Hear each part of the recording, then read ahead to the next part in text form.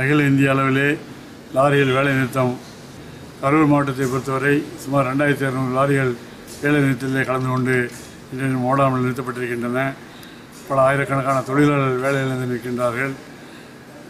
நமது கோரிக்கைகள் petrol diesel விலையை நாள்தோறும் நிர்ணயிக்காமல் 15 நாட்களுக்கு ஒரு முறை நிர்ணயம் செய்ய வேண்டும் என்று பழைய முறையை கொண்டு வர வேண்டும் என்று கோரிக்கை வைத்திருக்கின்றோம் மத்திய அரசிற்கு.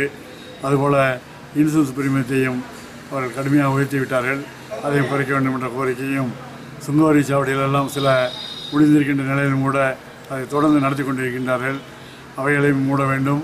இருக்கின்ற சுங்கவரி சாவடிகளுக்கும் வருடம் ஒன்றுக்கு லாரி ஒன்றுக்கு தொகை எவ்வளோ வேண்டுமே பேச்சுவார்த்தை மூலம் நிர்ணயித்து அந்த தொகையை பெற வேண்டும் என்றும் கோரிக்கை வைத்திருக்கின்றோம். அதேபோல் வருடம் நாள் ஒன்றுக்கு 300 ரூபாய் இழப்பு ஏற்பட்டு கொண்டிருக்கின்றது. 2 நாளிலே 6 கோடி ரூபாய் பொருள் தேக்கம் அடைந்து கொண்டிருக்கின்றன என்பதையும் நினைவுபடுத்த கடமைப்பட்டிருக்கின்றேன் மத்திய அரசிற்கு. ஒவ்வொரு லாரிகள் எங்கே எந்த கம்பெனிகள்லாம் உற்பத்தி செய்கின்றார்களோ அந்த கம்பெனிகள் தான் எஃப்சி கொடுக்க வேண்டும், பர்மிட் கொடுக்க வேண்டும், பர்மிட்டை புதுப்பிக்க வேண்டும் என்ற பல திட்டங்களை எல்லாம் மத்திய அரசு ஆய்வில் வைத்திருக்கின்றது. நடைமுறைப்படுத்துவதற்கான முயற்சியில் ஈடுபட்டு கொண்டிருக்கின்றார்கள். அவைகளெல்லாம் நிச்சயமாக ஈடுபடுத்தக்கூடாது.